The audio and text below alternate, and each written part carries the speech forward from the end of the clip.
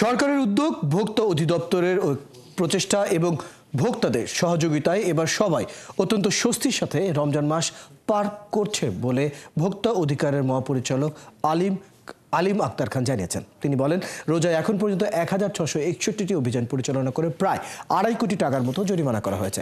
কিন্তু অধিদপ্তর চায় এমন দিন আসুক যেদিন কোনো প্রতিষ্ঠানকে জরিমানা করতে হবে না। অনুপধিকের তরুণের প্রতিবেদনে বিস্তারিত।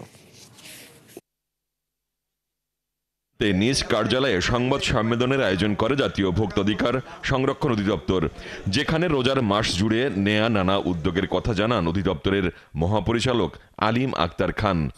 আমি যতটুকু জেনেছি আমরা স্বস্তির সাথে কাটাতে পেরেছি, কিছু ব্যতিক্রম হয়তো হতে পারে।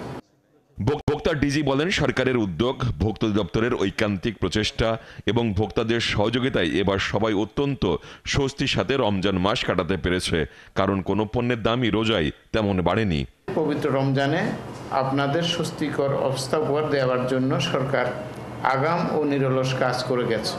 আগাম আমদানি পরিকল্পনা, প্রযোজ্য ক্ষেত্রে কর, ট্যারিফ, এলসি মার্জিন সমন্বয়, আমদানি উৎস সন্ধান ও আমদানিতে সহায়তা, বন্দর, কাস্টমস ও নৌ ও স্থল পরিবহন ব্যবস্থাপনা এ সকল ব্যবস্থাপনার অন্যতম।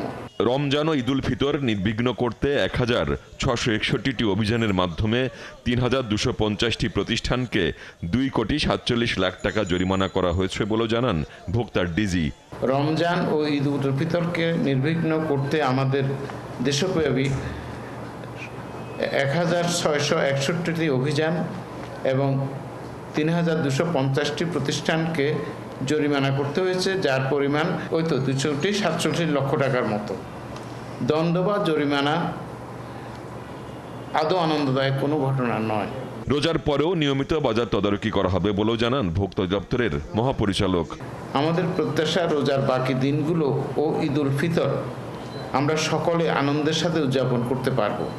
অনুপধিকারী তরুণ, 71, ঢাকা।